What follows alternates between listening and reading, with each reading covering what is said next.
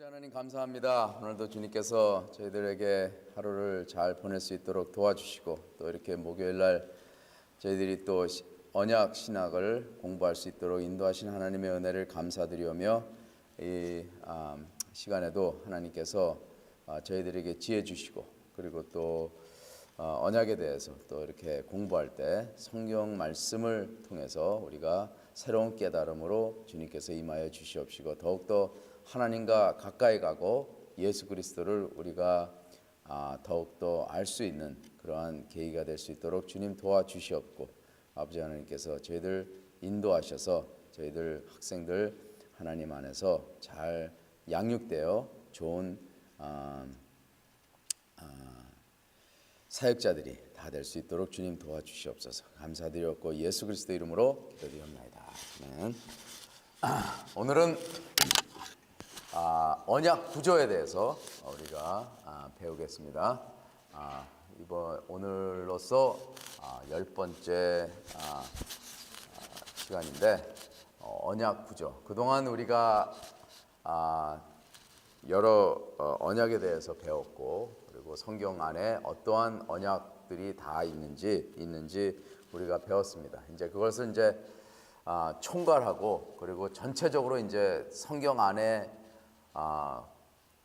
어떻게 스트럭처를 짜여져 있는지 언약들이 어떻게 연결되어 있고 또 어떻게 구별되고 또 어떻게 대조가 되는지 그러한 것들을 오늘 배울 계획입니다. 그래서 스트럭처, 언약 구조에 대해서 배울 건데 조금 딱딱할 수도 있어요. 왜냐하면 구조에 대해서 이제 설명하는 건데 그렇지만은 그 안에 많은 진리가 있고 그리고 성경 전체를 우리가 언약적으로 어떻게 보는지 우리가 깨달을 수 있는 계기가 될 수 있겠습니다.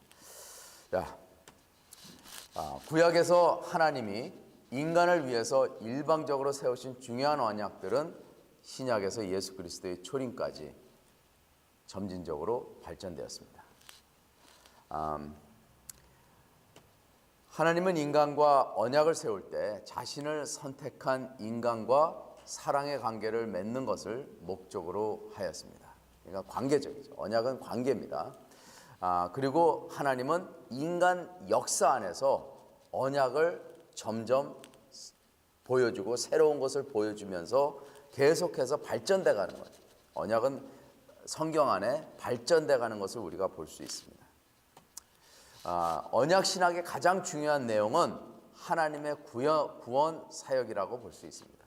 하나님께서 이스라엘 민족을 어려울 때마다 구원하셨고 그리고 신약에 들어와 가지고 우리가 스스로 구원 못 받는 우리 인간들을 위해서 하나님께서 구원으로 예수 그리스도 구원 때문에 예수 그리스도를 우리에게 보내주시고 예수 그리스도가 십자가에 죽음 돌아가심으로 인해서 우리가 구원을 얻을 수 있는 그러한 모든 내용들이 다 언약 안에 임한다는 것입니다. 그래서 이 관계는 결국 구원을 이루는 거예요. 관계 없이는 구원을 이루지 못합니다. 그래서 믿음 하나의 그냥 믿음이라고 얘기하는 것은 곧 믿음이 하나님과의 관계를 얘기하는 것이고 우리가 하나님을 믿는다 그런 거는 우리가 하나님을 믿고 순종하고 따르고 하나님과의 관계 속에서 우리가 구원을 깨닫고 그리고 관계 속에서 우리가 구원을 얻는 그러한 것이 바로 언약 신학이다. 이제 이렇게 얘기할 수가 있는 거죠. 그 결과 성경 안에서 나타나는 다양한 언약의 종류들을 시간 순서대로 이렇게 정의했습니다. 우리가 이미 배운 것처럼 아담, 노아, 아브라함, 모세, 다윗, 그리스도 이렇게 해가지고 구약을 통해서 우리가 언약들을 잘 다 공부하고 그리고 신약의 새 언약, 그리스도의 언약의 완성, 그리스도로 인해서 모든 언약의 그 약속들을 성취하고 그리고 성경은 종말을 향해서 전진하는 것입니다. 하나님과의 언약은 인간의 역사 안에서 이루어진 것입니다. 성경 안에서 세워진 언약이 어떠한 통일성과 다양성을 지니고 있는지 역사의 발전과 함께 여러 언약들이 어떠한 유사점과 차이점을 가졌는지 언약의 구조에 대해 성경 신학적인 접근으로 구체적으로 설명하고자 합니다. 처음에는 언약의 다양성, 그러니까는 diversity of the covenant, 그러니까는 언약의 구조에서 어떻게 언약이 다양한가 그거에 대해서 이야기를 하고자 해요. 성경 안에 다양한 언약이 구성되어 있습니다. 이 다양성은 인간이 타락되기 전과 후로 구별되고 성경 전체를 보면 행위 언약과 은혜 언약으로 구별되며 구약 성경에 선포된 옛 언약과 신약 성경의 그리스도의 성취로 인한 새 언약으로 구별됩니다. 인간의 타락 전과 타락 후의 언약 구조는 인간의 타락 전에는 크게 세 가지 언약 구조로 이루어집니다. 창세전에 이루어진 언약인 구속 언약과 창세기 1장 2장에 나오는 창조 언약, 그리고 인간 타락 전에 이루어진 행위 언약이 존재합니다. 성경은 타락 전의 행위 언약과 타락 후의 은혜 언약으로 구별되어 정의하고 있습니다. 그래서 이제 전정구 교수는 이것에 대해서 굉장히 발전을 많이 했는데, 율법과 복음의 대조, 그러니까 행위 언약에는 율법이 속해 있고, 그리고 은혜 언약에는 복음을 얘기하는 거예요. 율법과 복음의 대조는 행위 언약과 은혜 언약의 구별로 이어지며, 이는 구속사와 구원의 질서를 언약적 종말론적으로 해석하는 데 있어서 개혁 전통신학의 핵심 해석학적 원리가 되어 있습니다. 그래서 우리가 성경을 갖다가 이렇게 풀이하고 성경을 우리가 이해하고, 그리고 성경 말씀을 우리가 볼 때마다 이 언약의 그 개념을 우리가 생각하면은 이 해석하기가 참 쉬워요. 그리고 해석하는데 항상 관계적으로 해석이 되고, 그리고 언약적으로 해석한다는 것은 그만큼 진리를 갖다가 성경 말씀 안에서 더 나타내는 역할을 한다는 것입니다. 그래서 성경 말씀은 이 깊이가 한두 끝도 없이 깊어요. 성경 말씀은. 그런데 우리가 좀 더 깊게 성경 말씀을 이해하고자 하면 언약적으로 들어가야지 된다는 것이에요. 그래야지 우리가 성경 말씀을 제대로 이해할 수 있고, 그리고 하나님에 대해서 더욱더 우리가 알 수 있는 그러한 모습이 그러한 길로 우리를 인도해 준다는 것입니다. 타락 전에는 은혜가 존재하지 않았고 오직 율법만 존재하였습니다. 이거에 대해서 조금 더 설명할게요. 인간은 율법을 완벽하게 지키고 완전히 하나님께 순종하는 것, 곧 하나님의 언약 시험을 통과하는 것이 불가능하게 되었습니다. 성경은 정의하기를 인간은 하나님의 은혜 언약 안에서 임해야만 구원을 받을 수 있습니다. 보면은 또 나와요. 그리고 옛 언약과 새 언약의 구조에 대해서 설명하겠습니다. 예수 그리스도의 성육신을 기점으로 옛 언약과 새 언약은 구약과 신약의 분리를 따라 나뉩니다. 옛 언약은 구약 성경에서 다양한 방식으로 표현했는데, 하나님이 이스라엘과 맺은 언약의 내용, 선지자들이 선포하는 약속들, 그리고 가지각색의 내레티브 속에서 엿보이는 그림자 예언들로서 예수 그리스도를 미리 그려내는 역할을 합니다. 그래서 구약에 나오는 모든 내용들은 예수 그리스도를 향해서 가고 있어요. 예수 그리스도를 가리키고, 그리고 종말을 가리키고 있습니다. 신약에서는 예수 그리스도 오심으로 옛 언약들이 모두 성취되는 순간 새 언약이 형실화됩니다. 그리스도가 온 사실, 그리고 신앙의 대상으로서 온 그의 위치는 전 역사 과정을 변경시켰습니다. 일단 그리스도가 옴으로써 하나님과 인간의 관계는 그 이전 형태로 돌아갈 수 있습니다. 하지만 유대주의자들은 그리스도가 옴으로써 이루어진 이 근본적인 변화를 충분히 인정하지 않기 때문에 잘못을 범하고 있다는 것입니다. 여기서 다시 말해서 이 이전 상태 형태로 돌아갈 수 있다는 것은 예수 그리스도께서 우리의 죄를 다 사하시고 그리고 우리를 하나님 안에서 의로운 자로서 인정을 하심으로 인해서 우리가 타락되기 전에 모습으로 갈 수 있다는 것입니다. 그렇지만 우리가 인간의 몸으로서는 완전히 갈 수 없고 우리는 계속해서 성화하면서 마지막 우리가 이 땅에서 떠났을 때 그때는 완전한 모습으로 하나님의 보좌, 그러니까 하나님의 성전으로 우리가 들어간다는 것이에요. 바울은 옛 언약과 새 언약을 확실하게 구별하면서도 구약 성경과 신약 성경 안에 존재하는 복음은 같다고 주장합니다. 바울은 같은 복음이 아브라함에게 선포되었고 갈라디아서 3장 8절에 그런 말 나옵니다. 또한 같은 복음이 아브라함의 믿음의 자손들 곧 예수 그리스도를 믿고 영생의 구원을 얻은 모든 성도들에게 임하였다고 분명히 말하고 있습니다.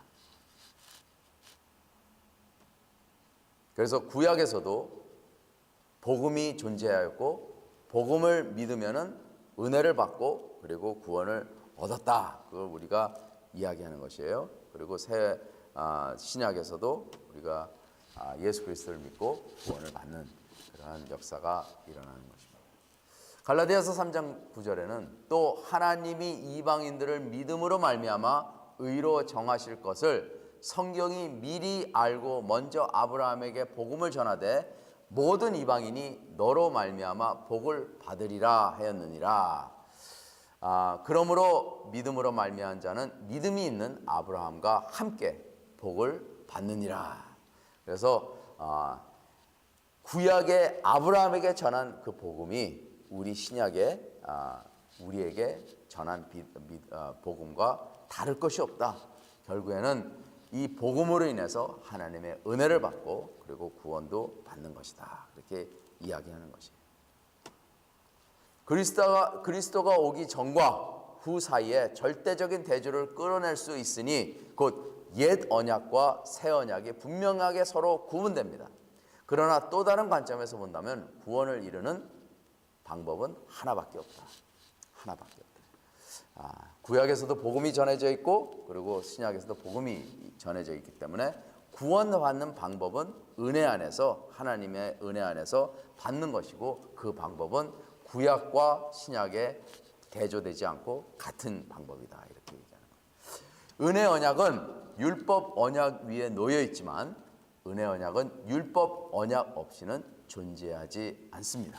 다시 말해서 행위 언약이 있음으로 인해 가지고 은혜 언약이 있는 것이고 율법이 있기 때문에 율법으로 우리가 구원을 못 받기 때문에 은혜 언약을 하나님께서 주신 것이지 율법 언약이 없이는 은혜 언약이 존재하지 못한다. 그런 말씀이에요.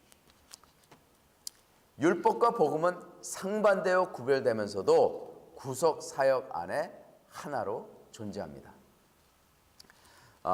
요거 조금 이제 알아듣기가 힘든데 하나님은 우리를 구원하는 방법이 두 가지로 나눠져 있어요. 하나는 행위 언약으로 나눠져 있고 그리고 하나는 은혜 언약으로 우리가 구원을 받을 수 있어요.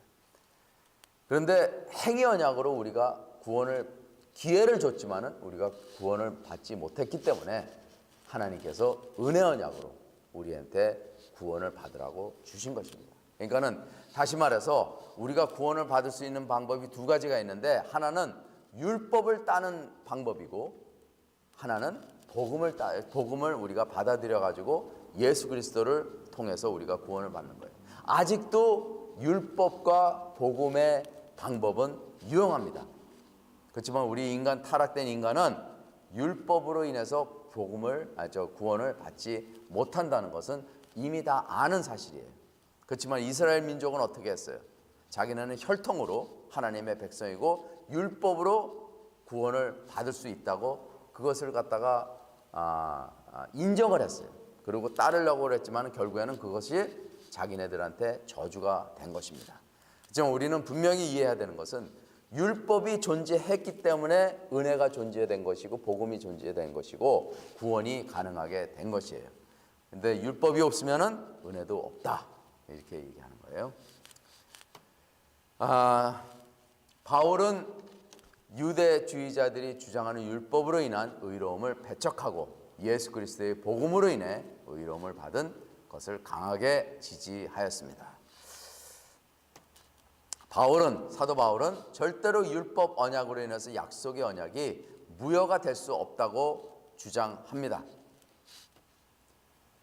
갈라디아서 3장 17절에 내가 이것을 말하노니 하나님께서 미리 정하신 언약을 430년 후에 생긴 율법이 폐기하지 못하고 그 약속을 헛되게 하지 못하리라. 이 말씀은 아브라함에게 주신 언약을 400년 후에 율법으로 인해서 폐기가 되지 않는다는 것이에요.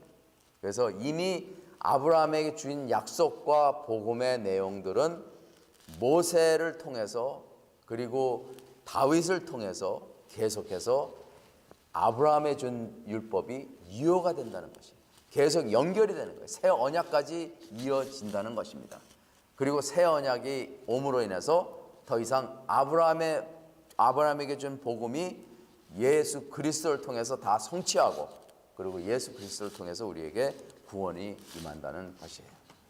율법은 약속과 구별되며 율법으로 인하여 인간의 죄가 드러나게 되었음을 우리가 주장합니다.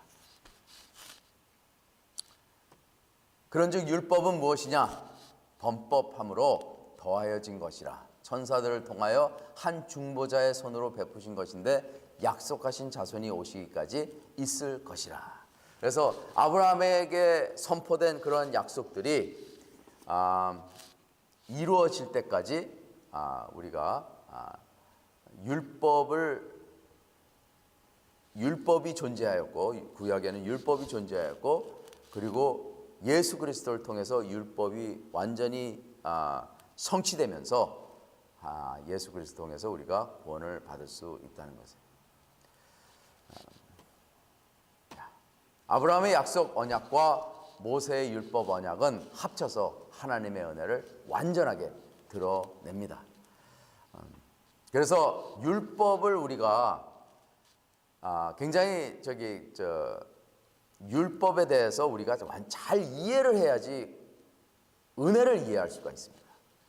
복음을 이해하려면 율법을 잘 이해를 해야 돼요. 율법을 이해를 못함으로 인해 가지고 우리는 율법을 갖다가 굉장히 부정적으로 생각하는 경우가 있어요. 율법은 아예 쳐다보지도 않고 하나님의 은혜만 쳐다보는 그런 경우가 있는데 복음을 제대로 깨닫고 하나님의 은혜를 제대로 깨달으려면 율법을 잘 이해를 해야 돼요. 왜냐하면 이 빛을 갖다가 이해를 하려면 어두움을 이해를 해야 돼요. 왜냐하면 빛만 보면 어두움이 뭔지 몰라요. 근데 어두움을 알고 빛을 알면 빛이 얼마나 우리한테 좋은지 이해가 됩니다. 밤이 있어야지 우리가 낮을 보고 그리고 우리가 은혜를 받고 그리고 우리가 힘든 삶을 살아야지만이 행복함을 우리가 감사하는 그러한 역할을 한다는 것입니다. 그래서 성경 안에는 이 밤과 낮과 같은 그런 대조가 되는 그러한 단어들이 많고 내용들이 많고 그렇습니다. 그래서 이 언약 신학은 이제 이 대조, 율법과 복음의 대조 이러한 것을 갖다가 드러내면서 우리가 율법을 깨달으면서 은혜가 더욱더 강하게 우리에게 온다는 것입니다. 그래서 많은 사람들이 죄를 많이 짓는 사람이 은혜를 받으면 은혜의 그 역할이 그 사람한테 더 커져요. 왜냐하면 죄를 알기 때문에. 근데 죄를 잘 모르고 태어날 때서부터 보호 안에서 잘 별탈 없이 자란 사람들은 하나님의 은혜를 그렇게 크게 깨닫지 못합니다. 무슨 말인지 이해하죠? 그렇기 때문에 바닥친 사람들이 은혜를 더 많이 받고 눈물을 더 많이 흘리는 것이 그 때문에 그렇습니다. 그래서 율법을 우리가 더 자세히 알므로 인해서 하나님의 은혜가 얼마나 우리에게 중요한지 우리가 더 깨달을 수 있습니다. 그래서 사역자들은 이 율법에 대해서 잘 알아야 돼요. 그리고 설명할 줄 알아야 돼요. 그러면서 하나님의 은혜를 브링아웃하고 그리고 하나님의 은혜를 설명하면은 이렇게 대조가 되면서 성도들이 깨달음을 잘 가질 수가 있는 것이에요. 그래서 빛을 설명하려면 어두움을 잘 설명해야 돼요. 그래야지 빛이 더욱더 빛나는 것입니다.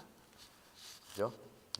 하나님의 언약의 여러 사역에는 다양성이 존재합니다. 이 다양성은 그 백성을 위한 하나님의 계획의 신비함을 보여줍니다. 그러나 그 다양성은 시대를 일관하는 하나의 목적 속에서 궁극적으로 합쳐집니다. 자, 언약의 통일성. 그동안 이제 언약의 그 다양성, 그러니까는 대조되는 부분, 율법과 그리고 복음, 그리고 행위 언약과 은혜 언약, 그리고 옛 언약과 새 언약, 뭐 이런 식으로 계속해서 반대되는 편을 갖다가 이렇게 얘기를 했는데, 이제는 언약의 통일성 보죠. 그러니까 다시 말해서 성경 말씀 안에 있는 내용 전체가 어떠한 고리로 인해서 이 성경 그 언약들이 연결되고 있는지 우리가 알아봐야 할 것입니다. 자, 일단 다양한 언약들은 완전히 구별되면서도 서로 어떻게 구조적으로 연결되고 있습니까?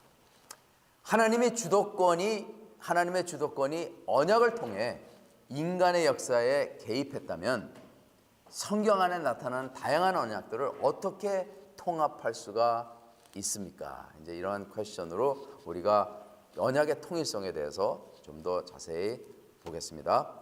태초부터 마지막 날까지 하나님이 모든 만물을 창조하시고 주관하시고 섭리하시고 예정하셨습니다. 아직도 하나님은 우리를 주관하시고 섭리하시고 우리를 통치하십니다. 그죠? 그리고 하나님은 삼위일체시고 한 분인 하나님의 주권 안에서 모든 언약들이 이루어졌고 이루어지고 있고 앞으로도 계속해서 이루어질 것입니다. 그러므로 하나님과 인간관계를 이루는 모든 언약들은 곧 하나의 언약으로 일컬을 수 있습니다. 그러니까는 여러 언약들, 다른 사람으로 인해서 여러 언약들이 성경 안에는 임하고 있지만은 하나님이 인간하고 그 관계 속에서 결국에는 하나님은 하나의 언약을 주장하고 있다는 거죠. 그러니까는 작은 픽처로 보면은 언약들이 많이 존재하고 있지만은 성경을 크게 하나로 보면은 그 큰 자체가 그게 하나님과 인간의 하나의 언약으로 이루어진다는 것입니다. 아담, 노아, 아브라함, 다윗, 예수 그리스도의 언약은 서로 구별되지만 독립적으로 존재하지는 않습니다. 왜냐하면 아담의 언약이 노아의 언약과 연결되어 있고 그리고 노아의 언약이 아브라함의 언약과 연결되어 있으며 아브라함의 언약이 다윗과 그리고 모세와 그리고 예수 그리스도에 다 이게 연결이 되어 있다는 것입니다. 이들은 인간 역사 안에서 존재했기 때문에 하나님과 인간과의 언약은 그들의 역사 속에서 점진적으로 발전하면서 연결되며 그리고 갱신된다는 것입니다. 그러니까는 아담하고 하나님께서 은혜 언약을 맺으신 그것은 원시적인 은혜 언약이에요. 원시적인. 그러면서 점점 발전하면서 아브라함 때 그 언약을 맺은 것도 굉장히 우리가 큰 픽처를 알아들 수 없는 그러한 언약적인 내용입니다. 그러면서 모세 언약으로 가고 그리고 다윗 언약으로 가면서 점점 이 언약들이 발전하면서 좀 더 크게 우리가 보고 선지자들의 말씀을 통해서 하나님께서 계획하시고 하나님께서 이루시고자 하는 것이 조금씩 점점 인간의 역사 안에서 보여진다는 것이에요. 그걸로 인해서 이스라엘 민족은 하나님과의 관계를 발전시켰고 그리고 하나님의 그 뜻을 알게 되고 그러면서 결국에는 신약에 오면서 예수 그리스도를 통해서 모든 언약이 통일되는 그러한 역할을 하는 것입니다. 그러므로 하나님과 인간관계를 이루는 모든 언약들은 곧 하나의 언약으로 우리가 일컬을 수 있습니다. 언약의 혈통적 원리는 언약의 통일성을 강조합니다. 천대까지 하나님은 자신의 언약을 충실히 이행하십니다. 세대를 통한 이 이행은 각 언약들을 서로 연합하게 되어 있습니다. 아브라함, 모세, 다윗 이렇게 이들은 다 혈통적으로 연결되어 있잖아요. 그리고 예수 그리스도, 그죠? 자, 좀 더 혈통적인 원리에 대해서 이야기합시다. 하나님은 아무나 무작위로 선택해서 언약을 맺는 것이 아닙니다. 역사적으로 한 핏줄이 계속해서 이어집니다. 그죠? 언약은 다 다르지만은 아담서부터 노아, 그리고 노아의 아들, 그리고 아브라함에서 모세, 모세에서 다윗, 솔로몬 이렇게 아주 쫙 이어져요. 그 핏줄로. 그들이 뭐 특정한 자격과 조건이 없다는 것이에요. 그저 하나님이 아브라함을 선택하시고 그리고 아브라함의 자손들이 왕으로 임한다는 것을 예정했기 때문에 그것이 다 이루어지는 그런 역사 속에서 하나님께서는 그들과 관계를 맺으시고 그리고 언약을 맺으신다는 것이에요. 아담은 모든 인류의 아버지로, 노아도 아담의 자손으로 인류의 아버지가 됩니다. 아브라함은 모든 이스라엘의 민족의 아버지가 되는 동시에 모든 믿는 자들의 아버지가 됩니다. 모세는 이스라엘 민족을 세운 창시자로 율법의 아버지가 되었고, 다윗은 모든 이스라엘 유대 왕의 대표가 되어 예수 그리스도의 조상이 됩니다. 그래서 새 언약 시대 때, 그러니까는 신약의 때는 백성들이 예수 그리스도를 다윗의 자손이요, 그렇게 이야기합니다. 다윗의 아들을 뭐 이렇게. 언약의 핏줄을 이어받는 인간들 중에는 악한 왕도 있었고 우상 숭배자도 있었습니다. 그렇지만 하나님께서는 언약 안에 아담에서부터 이어지는 다윗의 족보의 대를 끝까지 지키셨습니다. 그것이 하나님이에요. 하나님께서 우리를 구원하시고 예수 그리스도를 믿게 하시고 우리를 한번 구원하셨으면은 우리가 악하고 그리고 이 세상에 별로 그렇게 쓸모있는 존재가 아니더라도 그 약속을 지키신다는 겁니다. 그것이 하나님이세요. 그러니까 하나님은 한번 내뱉으신 약속은 끝까지 지키십니다. 그래서 뭐 한 번 구원을 얻으면 어떻게 한 번 구원을 얻는데 그 사람이 뭐 행동으로 인해 가지고 조건으로 인해 가지고 구원을 잃을 수도 있다, 이런 것이 하나님의 그 성격에 맞지가 않는다는 거예요. 그게 성경적이지 않다는 거예요. 그래서 하나님은 이렇게 우리가 구약에 있는 그 역사를 봐서라도 왕들이, 유다 왕들이, 많은 왕들이, 솔직히 말해서 유다 왕들 중에서 옳고 제대로 된 왕이 몇 명이나 되나 알아요? 몇 명이에요? 다윗, 그죠? 그리고 솔로몬, 그 다음에 누구야? 요시야, 그리고 헤스기야, 그죠? 4명 있어요. 400 몇 년 동안 4명밖에 의로운 왕이 없었어. 나머지는 다 뭐야? 우상숭배하고 약한 양이고 하여튼 뭐 여로보암을 따르는 그러한 악한 왕들이 있었다는 거예요. 그런데도 하나님께서는 신실하게 그들을 마지막까지 지켜주셨어요. 근데 결국에는 바벨론으로 인해 가지고 왕이 그냥 죽고 막 이러죠. 그런데 그렇다고 그래 가지고 그 대를 끄는 건 아니잖아요.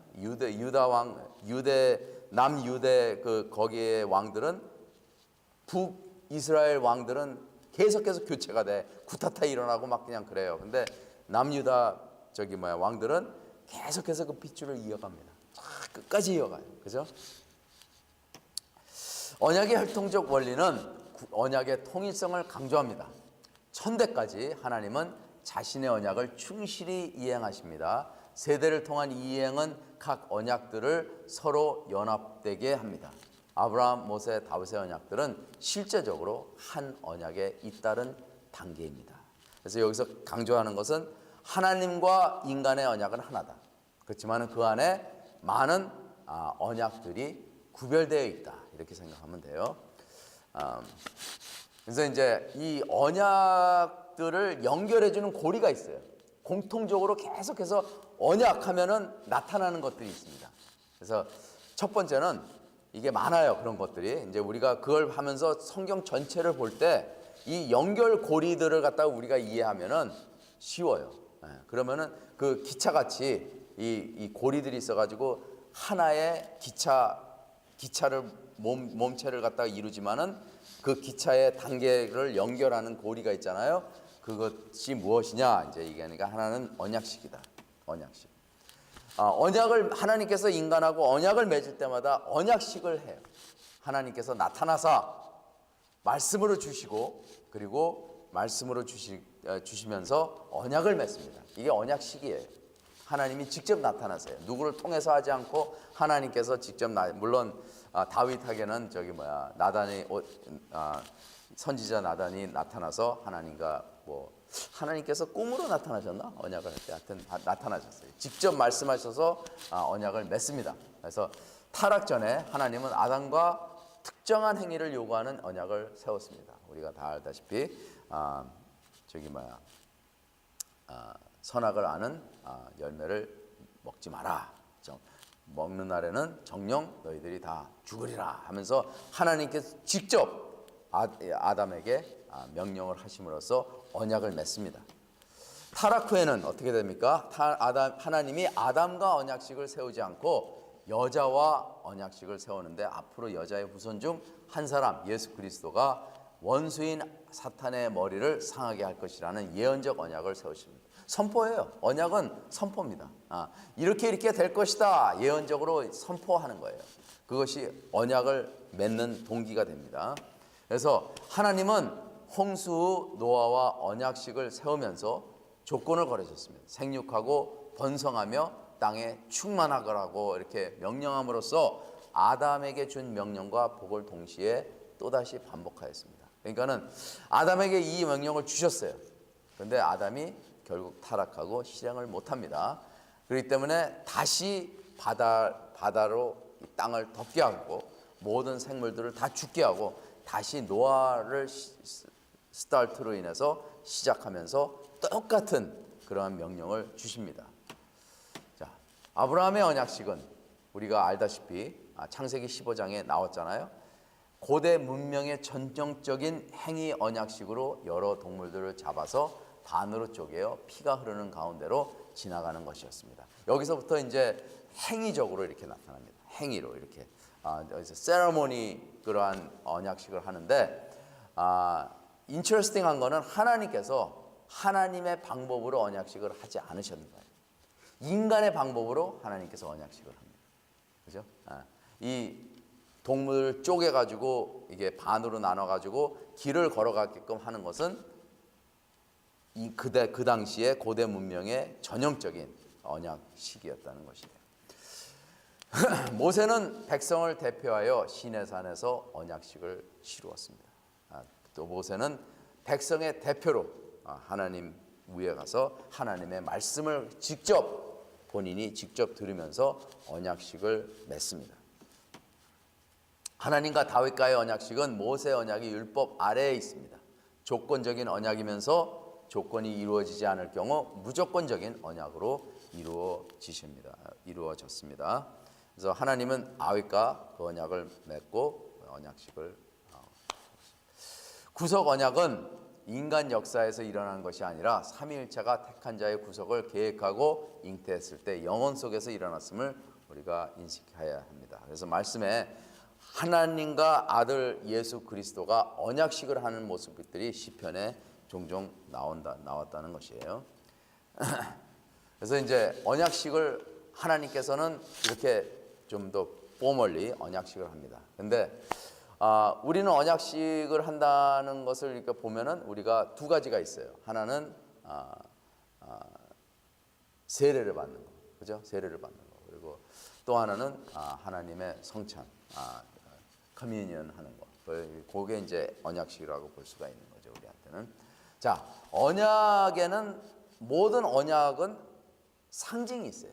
표징이 있어요. 그게 뭔지 우리가 다 그동안 우리가 공부하면서 다 얘기한 거예요. 근데 이제 이건 모든 것을 갖다 썸머리하는 식으로 우리가 공부하는 겁니다. 자, 아담은 에덴 동산의 언약. 그래서 언약의 상징은 뱀하고 생명나무가 볼 수 있는데 한 가지 언약의 상징이 특징인 것은 눈에 보여야 돼. 그래서 이제 생명나무는 이제 우리가 하늘나라에 가면 생명나무가 있으니까는 볼 수 있지만은 이 땅에서 우리가 볼 수 있는 것은 뱀입니다. 뱀이에요.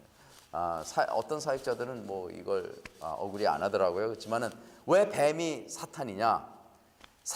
우리가 뱀을 보면 그냥 동물이잖아, 뱀은. 그렇지만은 뱀은 사탄이 아니라 그냥 상징인 것이에요. 상징이 왜 중요합니까? 상징은 우리에게 기억을 나게끔 해줍니다. 하나님이 우리에게 말씀하신 것을 기억을 나게끔. 그래서 사탄 상징인 뱀은 인간이 어떻게 타락되었는지 기억나게 해줍니다. 뱀이 진짜 사탄이 아니고 사탄을 상징하는 역할을 합니다. 그런데 재미나는 것은 여자들은 뱀을 무진장 싫어해요. 되게 싫어해. 남자들은 그렇게 싫어하지 않는데 나도 뭐 뱀 그냥 하나의 동물이고 뱀을 갖다가 이렇게 쓰다듬고 만지면은 굉장히 기분이 좋아. 차갑고 뱀은 차갑잖아. 그러니까는 뱀 만지면은 굉장히 근데 여자들은 그냥 보기만 해도 그냥 소리 지르고 그냥 그래. 근데 뱀이 악한 게 아니죠. 그냥 그 흙을 먹으면서 사는 동물이고 그리고 땅에 기어다니는 동물이기 때문에 이제 그런 가운데서 이제 뱀이 살아야 되기 때문에 그렇게 생긴 거지. 그렇지만은 하나님께서 뱀을 만드신 그 목적은 우리에게 사탄이 우리를 갖다가 유혹해 가지고 우리가 타락했다는 그 뱀은 상징이다. 이제 그걸 그래서 뱀을 보면은 우리가 그걸 기억할 수 있어야 돼요. 그죠? 노아의 보전의 언약. 여기서는 무지개. 그리고 또 노아의 방주가 될 수도 있죠. 그죠? 노아의 방주가 될 수 있는데 아라렛 산 위에 지금 노아의 방주가 있다 해가지고 이제 만약에 우리 눈에 보이면은 노아가 실제로 있는 인물이고 그리고 진짜 그때 물로 다 인해서 세계가 망했다. 이제 그렇게 근데 노아의 가장 뚜렷한 그 상징은 무지개입니다. 우리가 하늘을 보면은 비가 오고 난 다음에 하늘을 보면 무지개가 나타나죠. 그럼 무지개가 아름답다 이렇게만 느끼면은 상징의 역할이 안 되는 거죠. 무지개를 보면서 하나님께서 비를 내려주시고 우리를 복 주시고 그리고 무지개가 있음으로 인해서 다시는 홍수로 인간을 멸하지 않겠다는 언약을 우리에게 기억하게 해주셨다는 것입니다.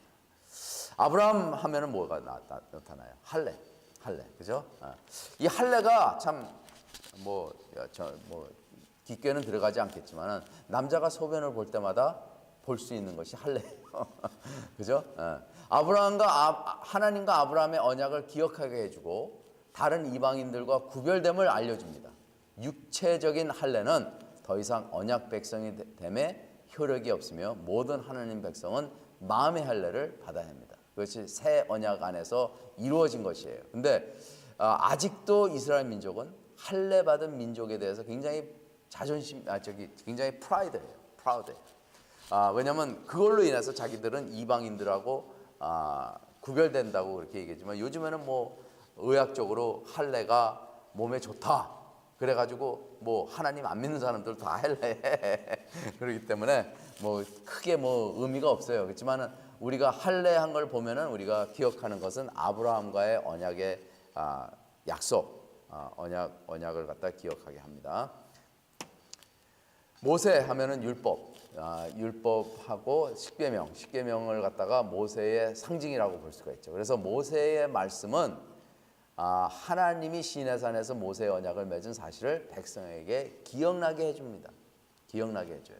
그래서 우리는 십계명을 우리가 따라야 하는 율법으로 보지 말고 하나님이 우리에게 언약을 맺으시고 우리가 하나님의 백성이 되는 그것을 위해서 우리에게 십계명을 주신 것이고 우리는 십계명을 그럼 어떻게 받아들여야 되냐? 십계명을 통해서 하나님을 알아가야 된다는 거예요. 율법을 통해서 하나님을 알아가고 율법을 마음으로 묵상하고 하나님의 스탠다드이 우리하고 얼만큼 차이 나는지 우리가 계속해서 봐야 된다는 거예요. 그러니까 율법은 우리의 거울이 돼야 돼요. 그죠? 왜냐하면 율법은 완전하니까. 공의로운 완전한 하나님을 보여주기 때문에 율법은 우리의 거울이 돼서 우리가 얼마나 율법을 지킬 수 없는지 깨우쳐 줌으로써 율법을 통해서 우리가 그리스도로 가는 거예요. 그래서 율법은 우리에게 몽학 선생으로 우리를 이끌어 주시고 예수 그리스도를 향해서 종말을 향해서 율법은 이렇게 우리를 인도해 주는 그러한 말씀이다. 그렇게 우리가 깨우쳐야 된다. 그래서 율법을 깨우치는 것이 굉장히 중요해요. 왜냐하면 율법은 은혜를 연결시켜줘요. 자, 다윗 왕국의 언약 예루살렘이죠. 예루살렘 성전이에요. 아직도 예루살렘이 있어요. 다 망가지고 다 부서지고 거기 안에 모슬렘이 자기네 자리를 딱 지키는데도 이스라엘 민족은 예루살렘에 대해서 미련이 아직도 남아 있습니다. 그래서 예루살렘 성전이 존재하고 있는 이상 다윗의 왕국의 언약이 아직도 우리에게 기억이 나게 하십니다. 그래서 마지막으로 예수 그리스도 언약의 상징은 십자가를 보면 우리가 예수 그리스도가 어떻게 해서 우리를 위해서 죽으셨는지 기억나게 하죠. 성찬식 예수님의 몸과 예수님의 피를 우리가 나눔으로 인해서 예수님과 우리는 떨어질 수 없는 그러한 떨어질래야 떨어질 수 없는 관계를 맺고 있다. 그리고 세례를 받음으로 해서 나 자신은 죽고 하나님 안에서 다시 살아나는 그러한 하나님과의 결혼을 우리가 상징하는 물세례. 그러므로 인해서 우리가 예수님이 어떻게 우리를 위해서 모든 언약들을 성취하고 그리고 새 언약으로 우리를 맞이고 우리가 다시 하나님과 다시 관계를 맺을 수 있는 그러한 중간 역할, 그러니까는 중보자의 역할을 갖다가 감당하시는지 우리가 이런 것들을 갖다가 해서 우리가 기억나게끔 합니다. 그래서 교회가 상징적으로 우리한테 나타나는 것은 교회는 하나의 건물이지만은 교회를 보면은 예수님께서 자기 몸을 내던지고 그리고 교회를 사셨다. 자기의 피로 교회를 사셨다. 그래서 우리가 교회에 들어가는 것은 곧 언약 안으로 들어가는 것이고 언약 공동체 안으로 들어가는 것이고 하나님 말씀 안에 들어가는 것이다. 그렇게 해서 예수 그리스도를 믿는 성도들의 모임 이런 것을 이제 여러 가지 그러한 복음의 요건들을 우리가 기억나게 한다는 것입니다. 자, 세 번째로 땅의 약속이 있습니다. 하나님은 처음부터 하나님의 백성을 이끄시는데 항상 약속을 하시는 게 땅의 약속입니다. 하나님과 인간 언약에 공통적으로 나왔던 내용은 땅의 약속입니다. 인간 타락 전에 하나님께서 아담과 하와에게 아름다운 하나님의 에덴 동산을 아무 대가 없이 선물로 주셨습니다. 땅을 주셨어요. 큰 땅을 주셨어요. 얼마나 컸는지 모르지만 에덴 동산, 아름다운 동산, 먹을 것이 풍부한 동산, 정말 거기서 정말 하나님과 동산에서 같이 거닐고 하나님과 직접 교제를 나눌 수 있는 그런 아름다운 곳, 그곳에서 하나님께서 아담과 하와가 엔조이 축복받으면서 살게끔 인도해 주셨어요. 하나님은 노아와 언약을 맺고 또 그와 가족을 홍수에서 살리신 후 새로운 땅으로 번성하고 땅에 충만하라고 그렇게. 그러니까는 노아에게는 이 세 개를 주셨어요. 에덴은 그때는 없었죠, 그죠? 근데 노아에게는 땅에서 번성하고 땅에 충만하라. 너한테 이 새로운 땅을 다시 갱신한 이 땅을 너한테 주리라. 그래가지고 주셨어요. 하나님이 아브라함을 선택하여 지시하길 갈대아 우르를 떠나서 하나님이 정해진 땅으로 가라. 그렇게 얘기합니다. 그렇죠? 그리고 모세가 애굽에서 끌어낸 아브라함 후손들에게 가나안 땅 곧 약속의 땅 젖과 꿀이 흐르는 땅으로 들어가게 하였습니다. 다윗과 솔로몬 때 비로소 하나님이 약속하신 땅을 취할 수 있게 되었고 하나님의 약속 언약 성취를 백성들이 누렸습니다. 그래서 하나님과 인간의 언약 가운데 항상 땅이 존재했어요. 아브라함에게도 네가 이 산으로 올라가 가지고 사방을 둘러봐라. 네가 보이는 그 끝까지 내가 너에게 그 땅을 주리라. 그렇게 약속을 합니다. 백성의 죄와 우상 숭배로 결국 480년 후에는 나라 없는 백성이 되었습니다. 죄가 그런 역할을 한다는 거예요. 예수 그리스도의 새 언약으로 다시 예언하기를 이 땅에 복음이 전파되고 하나님의 나라가 세워질 것입니다. 이제는 우리가 뭐 땅을 취하는 그러한 개념보다도 하나님께서 교회를 세우시고 교회가 세워지는 곳곳마다 그곳이 하나님의 나라가 되고 그리고 예수 그리스도의 복음이 전파되는 곳. 그래서 선교사가 아프리카에 가면은 하나님의 나라가 아프리카에 세워진다는 거예요. 왜냐하면 선교사가 제일 먼저 해야 되는 게 뭐예요? 교회 세우는 거잖아요. 거기서 교회 세우고 거기 있는 마을 사람들에게 복음을 가르치고 그리고 그 마을 사람들을 훈련해서 또 복음을 전하게 하고 그러면서 퍼져나가는 것이 땅의 약속이랑 마찬가지예요. 영적인 땅을 우리가 확장하고 그리고 나의 지경을 넓히소서 하는 그 개념이 새 언약 속에서 이루어지고 있다는 것입니다. 예수님은 우리에게 이 땅에 소망을 두지 말고 새 하늘과 새 땅에 소망을 두라고 하셨습니다. 이 세상은 결국 불로 타서 최후를 맞이할 것입니다. 그래서 이 새 언약 안에서 백성들은 영적인 땅을 넓히고 그리고 복음을 전파하는 사명을 가지고 있지만 항상 우리가 염두에 두는 것은 이 땅에 미련을 두지 말고 저 하늘, 새 하늘과 새 땅을 우리에게 주실 것이라는 것을 갖다가 약속을 믿고 우리는 그것을 향해서 우리는 가야 된다는 것이에요. 그 다음에 또 있는 것이 언약 공식입니다. 언약 공식. Covenant Formula. Okay? Covenant Formula.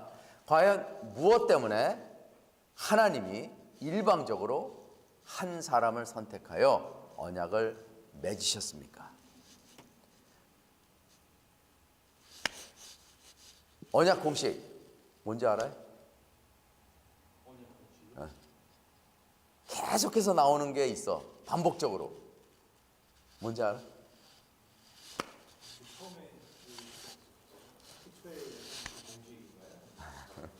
이제 내가 읽으면 알아.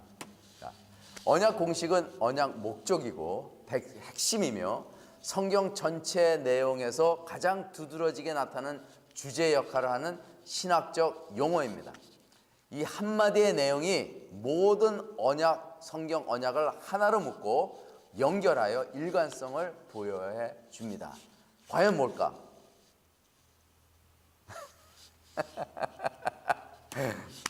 나는 그들의 하나님이고 그들은 나의 백성이 될 것이다. 이거예요. 이게 종말까지 가요. 계시록에도 나와요. 그러니까는 처음서부터 하나님께서 원하시는 것, 언약을 맺는 이유, 계속해서 구약에서 반복해서 말씀하시는 것, 신약에서도 반복해서 말씀하시는 것이 바로 이겁니다. 나는 그들의 하나님이 되고 그들은 나의 백성이 될 것이다.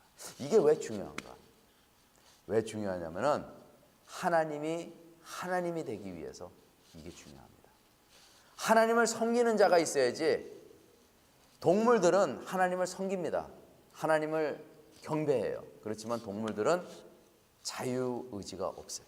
그렇지만 하나님이 원하시는 것은 자유의지를 준 인간이 자진해서 하나님을 사랑하고 하나님의 백성이 되기를 원하는 마음으로 하나님께 와야지만이 하나님의 그 존재가 더 두드러지게 올라갑니다. 그래서 하나님께서 우리를 그렇게 만들어 주셨고, 그리고 하나님을 우리가 따르고 하나님의 백성으로 임해서 하나님을 더욱더 존귀하고 경배하고 예배하고, 그래서 하나님의 그 존재를 모든 백성이 보는 가운데서 가장 높일 수 있는 것이 바로 인간이에요. 그죠? 인간이죠. 근데 현실은 어때요? 거의 다 많은 사람들이 하나님의 존재를 부정해요. 그렇기 때문에 우리 크리스찬들이 더욱더 두드러지는 거예요. 만약에 더 많은 사람들이 하나님을 섬긴다면 좋겠죠. 그렇지만은 하나님은 이미 이러한 사실들을 갖다가 다 알고, 우리 인간들은 어두움 속에 있는 많은 사람들 중에서도 하나님을 모르는 사람, 정말 이 세상에서 그냥 사탄의 그 꼬임에 빠져가지고 그냥 사탄의 노예로 사는 사람들, 암흑 속에 사는 사람들, 불쌍한 사람들이 너무 많아. 우리 주위에 하나님을 모르고 사는 사람들, 그죠? 그렇지만 우리가 하나님을 더욱더 열심히 섬기면은 우리 자신이 두드러지게 돼요. 그만큼 더 올라가고 하나님의 백성으로 우리가 그 역할을 잘 감당할 수 있는 것입니다. 자, 로버스는 이것을 임마누엘 원칙이라고 명칭했습니다. 곧 하나님이 우리와 함께 하신다라는 성경 언약 핵심 주제입니다. 그래서 예수 그리스도께서 우리가 저번에도 얘기했듯이 마태복음에서 예수 그리스도가 탄생한 게 임마누엘이라 일컬음이다 이렇게 얘기한 게 이게 그냥 나온 말이 아니에요. 그냥 그를 임마누엘이라 하리라 이렇게 얘기한 게 그냥 그 사람을 예수 그리스도를 임마누엘의 이름을 만들어라 이게 아니고 이 언약적인 깊은 뜻이 있다는 거예요. 하나님과 백성들이 함께 하겠다. 곧 예수 그리스도를 통해 가지고 하나님께서 백성들과 같이 임하겠다라는 그러한 큰 신학적인 그 뜻이 거기에 담겨져 있다는 것입니다. 이 공식이 성경에 처음 등장한 것은 창세기 17장 7절입니다. 아브라함이 하나님께서 아브라함에게 할례를 백성들에게 가족에게 베풀라 그렇게 얘기했을 때 그때 하나님께서 내가 내 언약을 나와 너 및 내 대대 후손 사이에 세워서 영원한 언약을 삼고 너와 내 후손의 하나님이 되리라. 이게 참 중요한 저거예요. 이 하나님께서 이스라엘 민족을 왜 세웠습니까? 하나님께서 이스라엘 민족을 사랑하고 이스라엘 민족과 같이 동행하면서 언약을 세우고 관계를 맺고 그들을 구원하기 위한 것도 있지만은 하나님께서 이스라엘 민족을 세운 것은 이스라엘 민족이 하나님의 백성으로서 우방신 그러니까 이방신을 갖다가 섬기는 그러한 모든 백성의 모범이 되라는 거예요. 모범이. 그러면 그렇게 모범이 되라고 하나님께서 이스라엘 민족을 세웠는데 그들을 이방인들을 따라서 이방신들을 믿으면 어떻게 되는 거예요? 그럼 하나님을 결국에는 뭐예요? 모욕하는 거가 됩니다. 모욕하는 거가 돼요. 그렇기 때문에 하나님께서 하나님께서 이스라엘 민족을 도저히 내 민족이라고 정말 부르기가 창피하다 이런 거예요. 이런 거. 그러니까 우리도 마찬가지야. 하나님께서 자기 아들을 보내주셨는데 우리가 그것을 받았는데 정말 하나님께서 우리에게 어떤 역할을 하라고 그랬어요? 이 세상의 빛과 소금의 역할을 하라고 그랬어요. 우리가 하나님을 믿는 존재로서 이 세상의 사람들이 하나님을 우리를 통해서 보라고 그렇게 얘기하는 것입니다. 그런데 우리가 이 세상 사람보다 못한 그러한 삶을 살면은 언약 깨는 거지. 그렇죠? 창피한 노릇이죠. 그렇게 되는 거예요. 그러니까는 구약에 있는 하나님의 뜻과 신약에 나오는 하나님의 뜻이 다를 게 없다는 것이에요.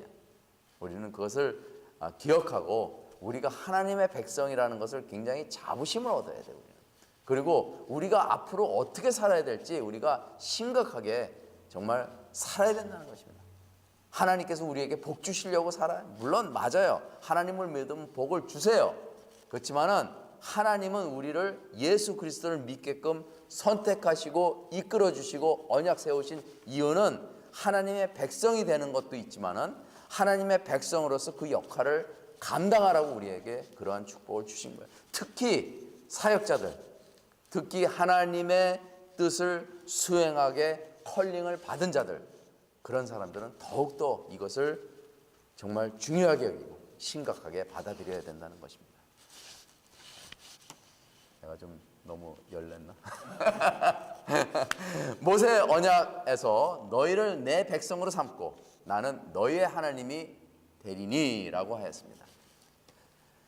나는 너희 하나님이 되려고 너희를 애굽 땅에서 인도하여 낸 여호와라.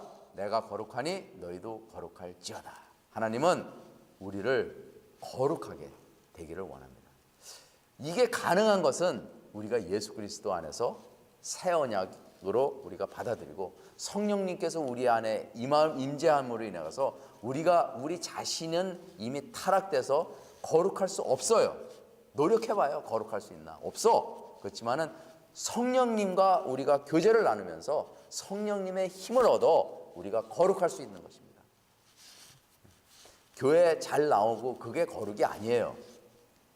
하나님 안에서 우리가 정말로 은혜 가운데서 살 수 있는 그러한 모범적인 삶을 살아야 돼요. 그것은 좋은 일도 해야 돼.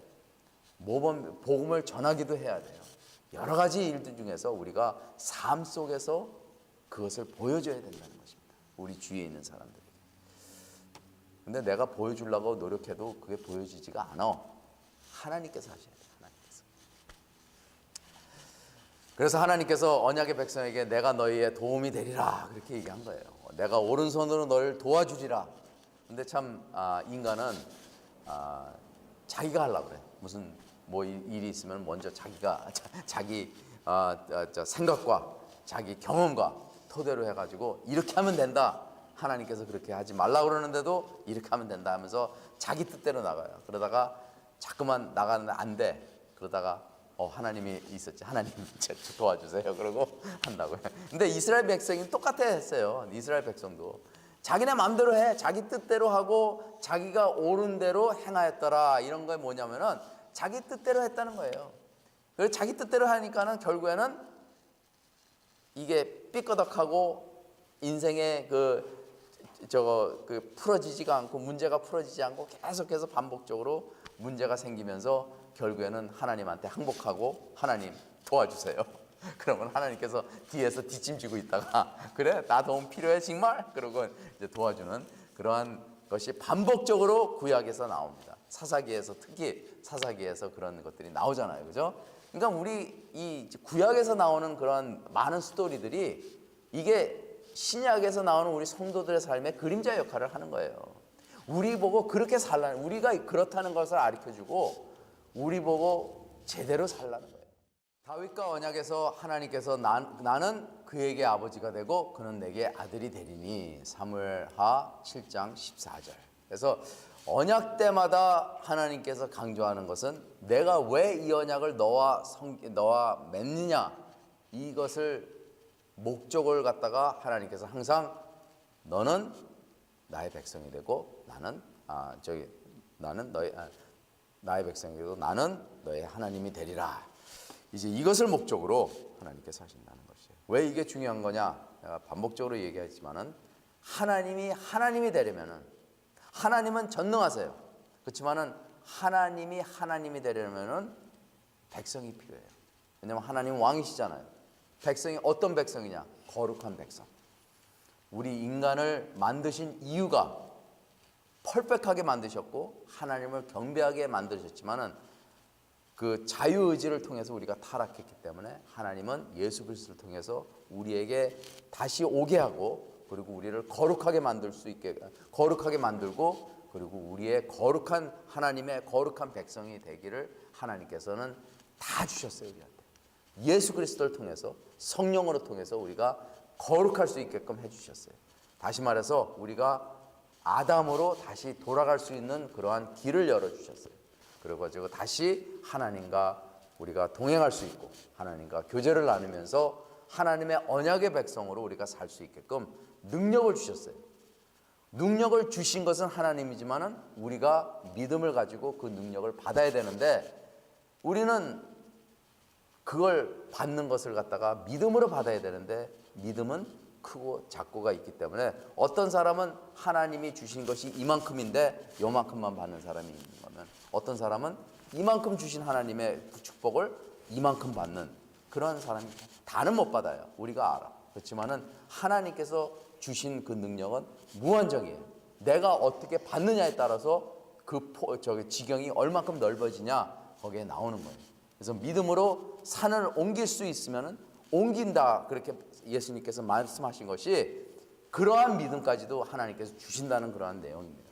그러니까는 하나님께서 이미 우리에게 오순절에 그 성령 내려줌으로써 우리에게 그러한 정말 제한 없는 그런 능력을 주셨지만은 우리의 믿음의 정도에 따라서 그 제한 없는 축복을 우리가 얼만큼 받느냐, 내 거로 만드느냐 거기에 우리 자신에게 달려 있다는 것이에요. 여호야다의 언약 취임식. 여호야다가 왕과 백성에게 여호와와 언약을 맺어 여호와 백성이 되게 하고 왕과 백성 사이에서도 언약을 세우게 하였습니다. 열왕기하 11장 17절 말씀. 또 새 언약에서 또 나옵니다. 그러니까 새 언약 하면은 신약이죠. 예레미야 31장 33절에 그 새 언약에 대해서 예언이 있는데 그 안에 내용이 나는 그들의 하나님이 되고 그들은 내 백성이 될 것이다. 그렇게 나옵니다. 새 언약을 통해서 하나님과 인간의 관계가 갱신되어 언약에 참여한 많은 변화가 이루어짐에 따라 언약이 공식화가 되고 효력을 가질 수 있게 됩니다. 새 언약은 화평의 언약이고 영원한 언약이며 약속의 언약이고 복이 임하는 언약이고 피의 언약이며 히브리서에 나옵니다. 예수 그리스도의 공로로 이루어진 보증된 언약입니다. 그래서 예수 그리스도께서 이 땅에 오셔서 새 언약을 맺으시고 그리고 예수 그리스도를 통해서 우리에게 무한한 하나님의 은혜를 주신 것입니다. 내 새 언약은 옛 언약을 버리는 것보다는 옛 언약을 완성하는 역할을 합니다. 그래서 새 언약이라는 말은 옛 언약을 버리는 것이 아니고 옛 언약을 성취하는 그리고 완성하는 그러한 역할을 한다는 것이에요.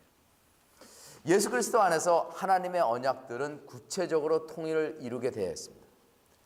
하나님과 언약의 중개자로서의 그리스도는 나뉠 수 없기 때문에 언약을 또한 나뉠 수 없습니다. 그리스도 자신은 언약의 통일성을 보증합니다. 왜냐하면 그 자신이 다양한 언약 사역들의 핵심이 되기 때문에 그렇습니다. 그래서 구약에서는 예수 그리스도를 바라보는 언약들이에요. 그리고 예수 그리스도가 오신 것은 새 언약으로 예수 그리스도가 하나님의 대변으로 되기도 하였지만은 하나님으로서 우리와 직접 언약을 맺으시고 그리고 아직 이루어지지 않은 것은 종말의 임함으로 초림의 예수님이 모든 것을 다 이루셨고 그리고 재림의 예수님으로 통해서 완전히 이루시는 그러한 시대에 우리는 살고 있습니다. 자, 하나님의 성전의 통일성 구조. 그래서 이제 또 하나의 중요한 내용이 성경 안에 나오는데 바로 성전이에요. 성전. 하나님께서 우리와 함께 하시는 언약의 성취 그리고 임마누엘의 원칙 그것을 따르려면은 하나님께서는 하나님의 백성과 어떻게 함께하냐? 하나님의 백성과 성전을 통해서 하나님께서 그 안에서 임재하신다. 그렇게 이야기합니다. 하나님이 어떻게 구체적으로 하나님의 백성과 관계적 언약을 맺으시면서 백성 가운데에 임재하였는가? 나는 그들의 하나님이 되고 그들은 나의 백성이 될 것이다의 언약은 실제로 하나님께서 성전을 통해서 백성과 함께 임재하는 가운데 현실화되었습니다. 첫 번째로 제일 먼저 볼 것은 에덴 동산. 빌은 최초의 성소는 에덴에 있었다. 그러니까는 에덴에서 아담의 역할이 무엇이냐? 아담 보고 너는 이 에덴 동산을 줬으니까 거기서 마음 놓고 뛰어놀면서 네가 마음대로 살아라. 이게 이렇게 하나님께서 목적으로 주신 게 아니라는 거예요.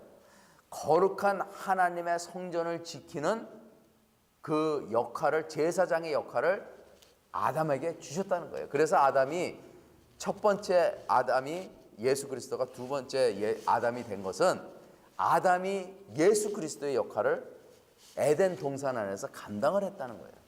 그 역할을 주셨다는 거예요. 이게 굉장히 중요한 거죠. 그렇죠? 솔직히 말해서 아담이 땅을 갈구고 이런 거 할 필요가 없잖아. 그때 다 있는데 먹을 거 다 있는데 그냥 동산을 지키면서 하나님을 예배드리고 하나님과 동행하면서 거룩한 성전인 에덴에서 그렇게 살라고 이렇게 해주신 거예요. 자, 창세기 에덴 동산은 하나님과 아담이 함께 거닐고 이야기하는 친밀한 관계를 맺는 곳으로 기록되었습니다.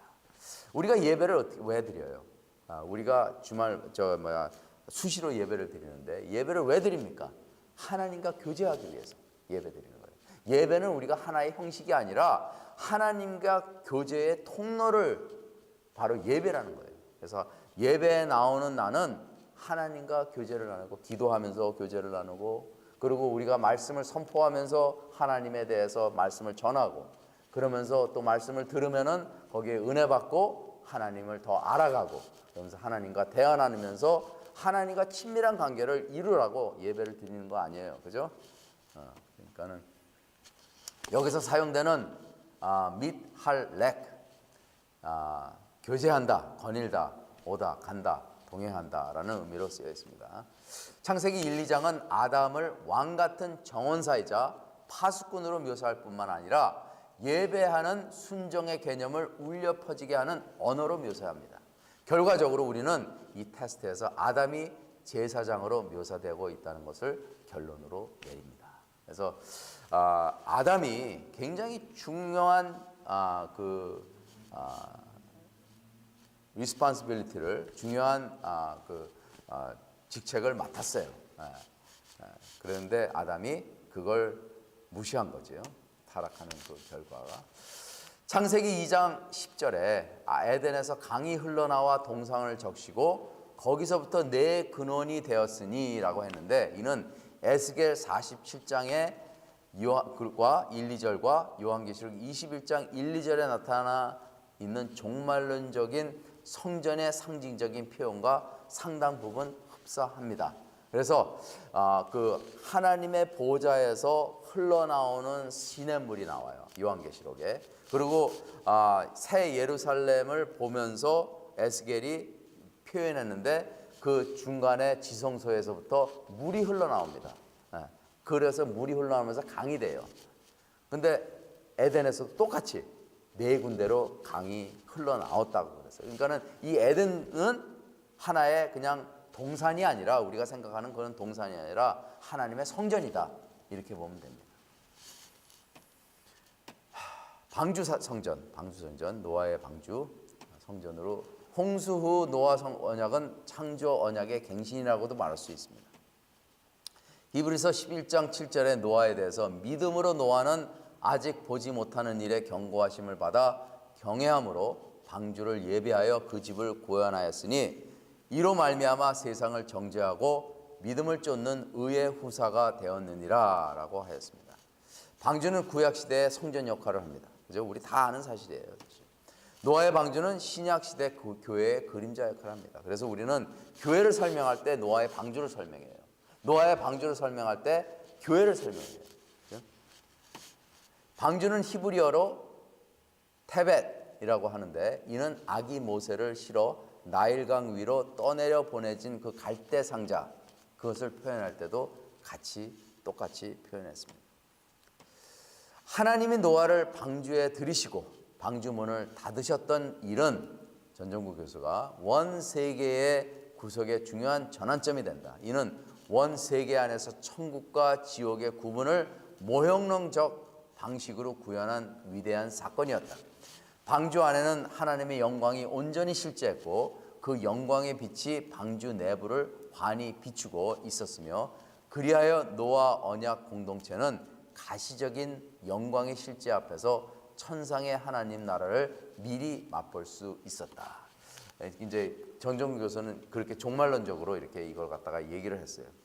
다시 말해서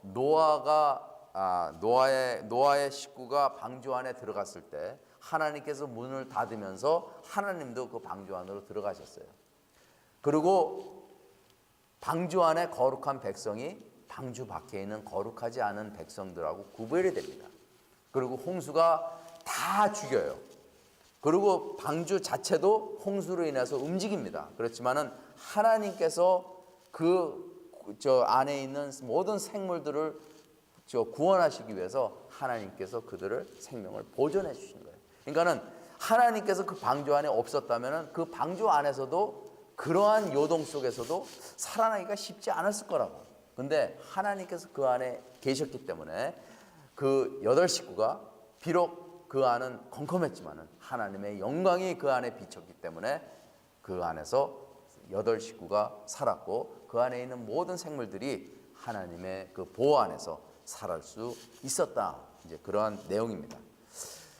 그들은 전에 노아의 날 방주를 준비할 동안 하나님이 오래 참고 기다리실 때에 복종하지 아니하던 자들이라.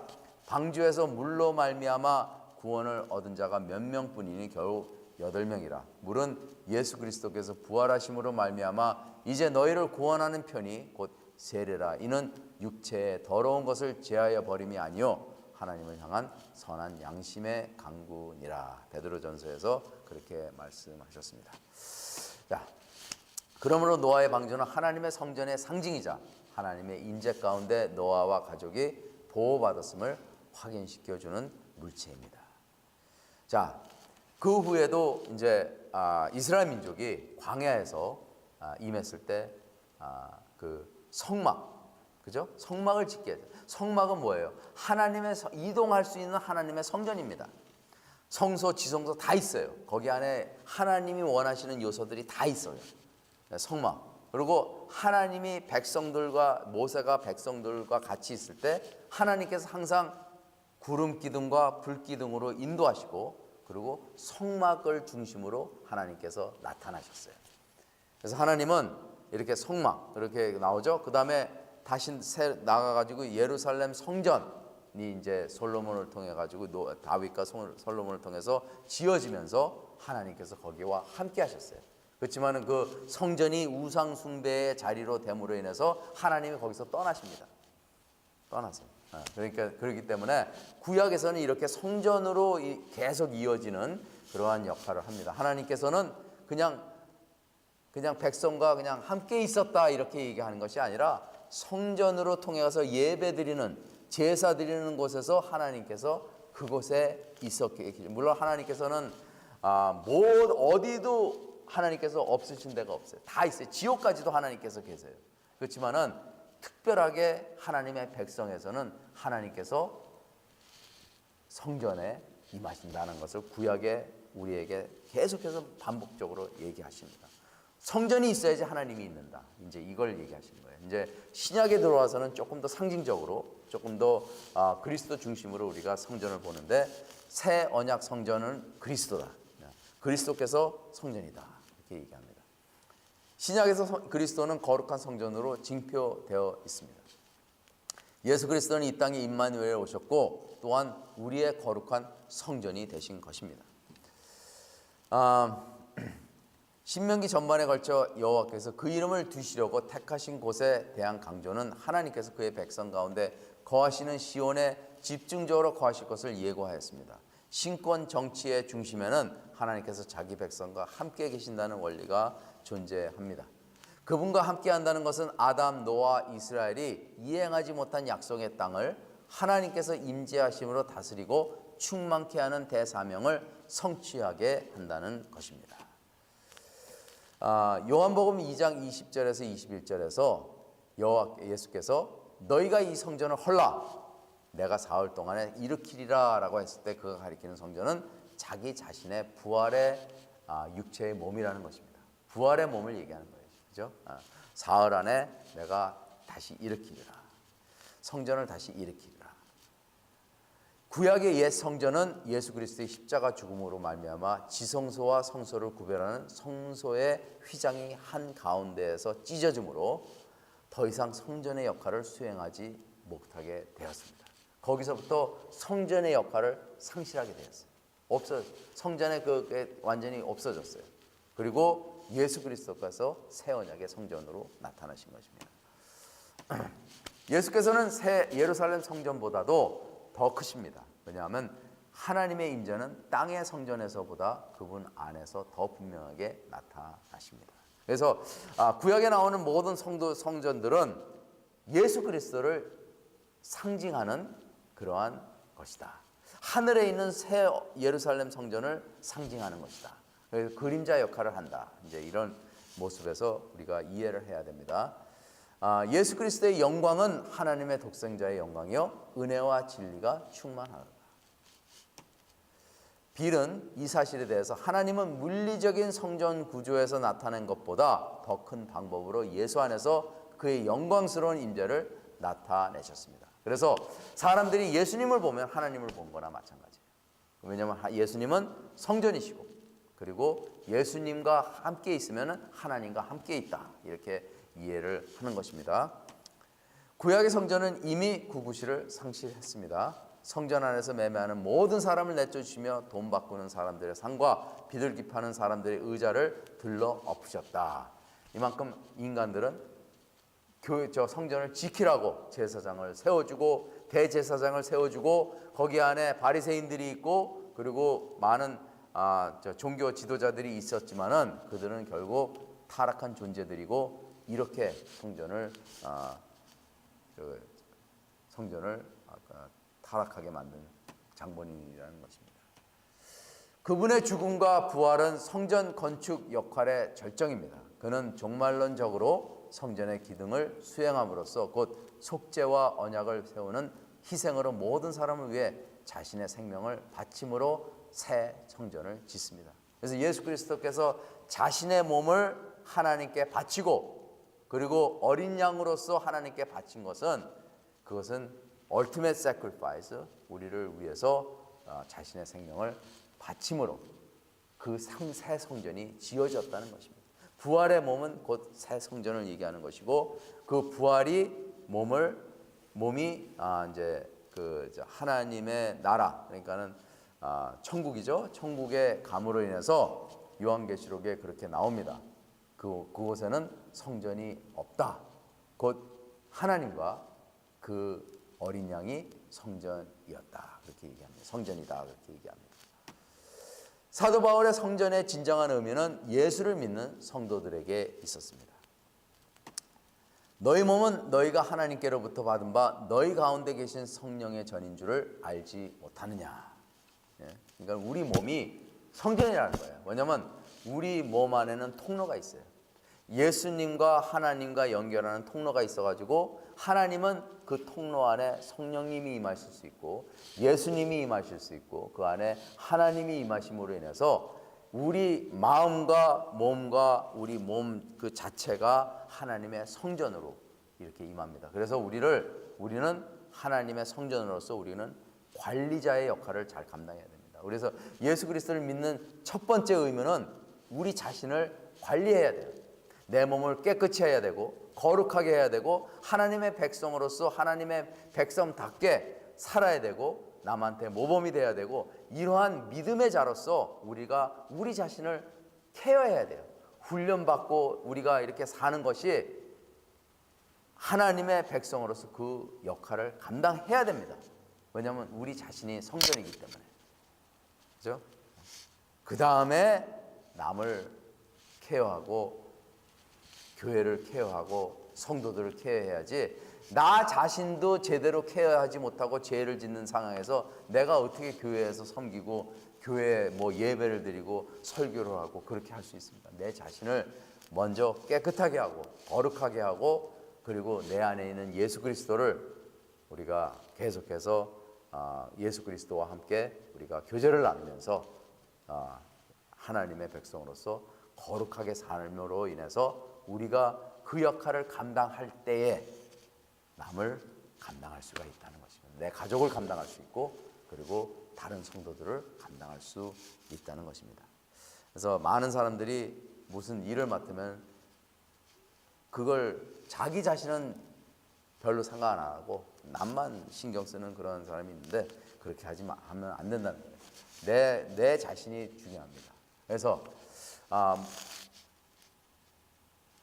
나와 가족이 물에 같이 빠졌어.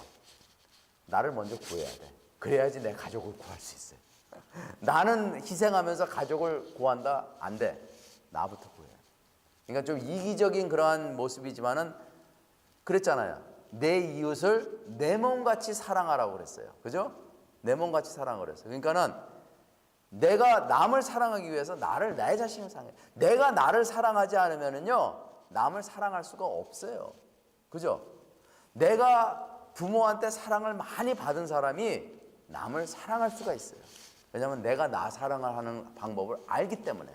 근데 어렸을 때부터 구박받고 힘들게 자라고 특히 고아들, 그러한 사람, 상처 많이 받은 사람들, 사랑이 뭔지 잘 모르는 사람들이 남을 사랑한다는 건 정말 힘듭니다. 왜냐하면 자기 자신을 사랑할 줄 모르는데 어떻게 남을 사랑. 그래서 고아가 결혼을 하잖아. 그러면은 살기가 굉장히 힘들어요. 왜냐하면 자기 아내를 사랑해야 되는데 자기도 사랑 못 받은 것을 어떻게 아내한테 사랑을 줘?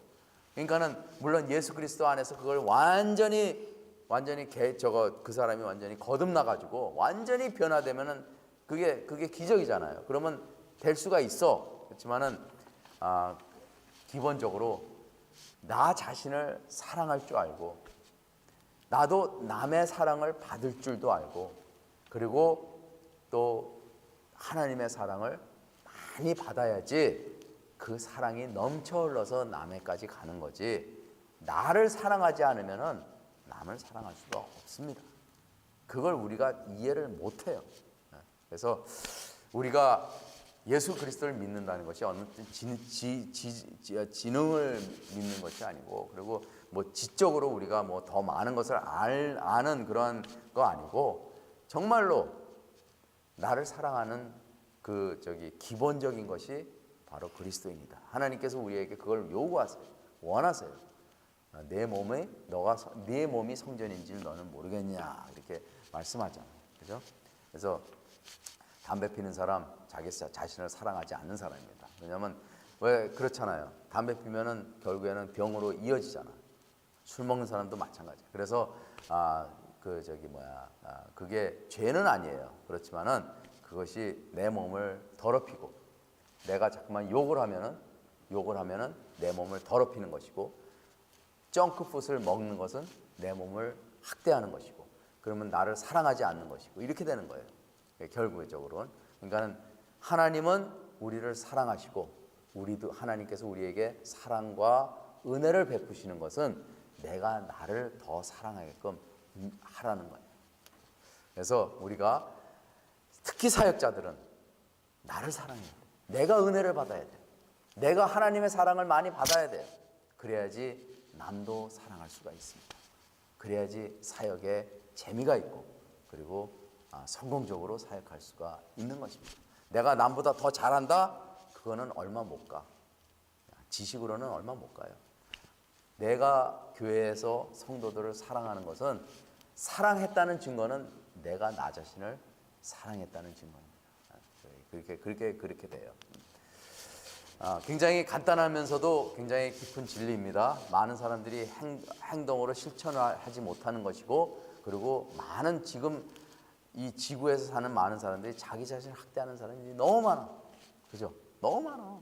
어떤 사람은 막 자기 몸을 갖다가 막 벽에다 막 부닥쳐가지고 상처내고 막 이러는 사람들이 너무 많아. 그리고 막 욕하고 막 그냥 얼마나 이제 그런 것들이 다 죄고 자기 자신을 학대하는 것이고 정말 사랑을 모르는 사람들이 악만 남아가지고 그냥 그러는 남을 파괴하고 말 한마디로 해가지고 남을 상처를 주고 막 이런 사람들이 그러니까는 이게 사랑을 많이 받은 사람들이 그렇지만은 또 반대로 상처 많은 사람들이 남에게 상처를 줘요.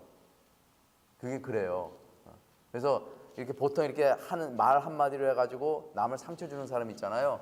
그거는 무슨 뜻이냐면은 자기가 상처를 많이 받은 사람이야. 내가 장애 사역을 갖다가 5년을 했어요. 전도사로. 근데 장애 아이들의 부모님들이 상처를 많이 받아요. 왜냐면 장애 아이들을 데리고 어디 가면은 한국에서부터 이렇게 하면은 사람들이 그 눈초리가 따갑고 말 한마디도 곱게 하지 않고 그러니까는 뭘 한마디 하면은 그냥 상처를 많이 받아. 그러니까는 이분들이 장애 아이들을 키우면서 상처 많이 받았기 때문에 남이 뭐라 그러면 그냥 공격해요. 그럼 상처 많이 줘요. 그러니까 자기가 상처 많이 받은 사람이 남한테 상처 주는 거예요. 그러니까는 불쌍하게 봐야 돼. 그 사람이 정죄하고 이 사람은 나쁜 사람이다 이렇게 얘기하면 안 돼요. 저 사람이 살아오면서 상처를 많이 받았구나 하면서 그 사람을 하나님의 사랑을 받게끔 그 상처가 아물게끔 기도해주고 우리는 그래야 됩니다. 참 그런 데서 사역을 하니까는 내가 많이 성숙하게 되더라고. 자, 새 언약 성경 넘버 2 그리스도의 몸 교회입니다. 교회 그리스도의 몸 교회. 성경에서 말하는 새 언약의 교회는 무엇인가? 다 아는 사실이에요. 그죠? 어떤 의미가 있습니까? 교회는 헬라어로 에클레시아, 곧 밖으로 부르신 자들이라고 표현합니다. 그래서 그 교회는 굉장히 큰 의미가 있어요. 언약적인 의미가 있습니다. 첫 번째는 사람들이 모이는 곳, 그 장소를 말하고 그 안에 모이는 사람들의 조직을 가리킨다. 교회를 그냥 겉으로 보면 그래요. 사람들이 모이는 곳이고 그냥 건물이야. 그리고 그 안에 보면은 조직이 있어. 담임 목사, 당회가 있고, 그리고 장로들이 있고, 그 다음에 안수집사 있고, 권사 있고, 뭐 이렇게 아주 조직적으로 쫙 이렇게 해서 피라미드식으로 이렇게 되어 있어요. 왜냐하면 그렇게 돼야지 움직여져, 조직적으로. 그렇지만은 두 번째는 성경에서 말하는 에클레시아는 유기적인 올게닉 의미가 담겨져 있습니다. 그러니까는 어떠한 하나님이 원하는 그 교회는 그 몸 안에 있는 올게닉이 서로 지체가 되는 것처럼, 그러니까는 위는 소화의 기능이 있고, 할트는 저 피를 갖다가 펌프하는 기능이 있고, 손은 손대로 기능이 있고, 발은 반대로 기능이 있고, 우리 몸에 여러 기능이 있잖아요. 그렇지만 그 기능이 다 다르잖아. 그것처럼 교회를 그렇게 하나님께서 묘사했어요. 그래서 서로 지체가 되었느니라. 예수 그리스도 안에서 한 몸이 되어 서로 지체가 되었느니라. 이렇게 로마서 12장에 나옵니다. 그래서 유기적인 올게닉한 의미가 있습니다. 그래서 담임 목사가 꼭 뭐 피라미드 해가지고 제일 넘버원이냐? 그거 아니에요. 담임 목사가 하는 일이 있어. 그것만 충실히 하면 담임 목사 역할을 잘 감당하는 거예요. 그죠? 자, 존 레이싱걸은 이렇게 얘기합니다. 에클레시아를 부름을 받은 자는 하나님의 백성이다. 그들은 내 목소리를 듣고 기꺼이 따르는 양들이다. 그들은 구원받고 의롭게 되었으며 세례를 받음으로 그리스도의 살아있는 몸이 된 거듭난 자들이다. 간단히 말해서 부름을 받은 자는 그리스도인이라는 단어의 동의어인 것이다. 에클레시아는 구원받는 사람들의 또 다른 이름입니다. 이것은 구원받은 사람들로만 구성된 공동체이다. 부르심은 무조건적인 선택에 대한 하나님의 목적과 중생에 대한 그의 주권적 능력의 직접적인 결과이다. 이것은 하나님의 의지나 조직과는 아무 상관이 없다. 관련이 없다. 부르심을 받은 개인 또는 에클레시아의 각 구성원은 사실상 죄와 죽음으로부터 완벽히 사함 부름을 받아 그리스도의 살아있는 교제로 부르심을 받았다. 이게 크게 다시 말해서는 교회 안에 사람들이 믿는 자와 안 믿는 자들이 섞여 있어요. 이스라엘 민족 안에서도 믿는 자와 안 믿는 자들이 섞여 있어. 그런데 하나님은 이스라엘 민족이라고 그러고 거룩한 백성이라고 얘기해요. 그러니까는 교회에 들어와 가지고 말썽 일으키는 사람, 죄 많은 사람, 뭐 여러 가지 사람들이 많잖아. 그런데도 그 안에 믿음의 공동체가 있다는 거예요. 그 사람들이 다 믿음의 공동체가 아니라 그 안에 섞여 있는 가운데서 우리가 믿음의 공동체가 그 안에 있고 그것을 하나님께서는 교회다 이렇게 얘기하는 거예요. 그렇죠? 네. 그래서 그 교회가 죄가 있는 사람이건 없는 사람이건 믿음이 있는 사람이건 없는 사람이건 우리가 다 귀하게 봐야 돼요. 왜냐하면 그런 사람을 통해서 하나의 공동체로 이루기 때문에 그런 거예요.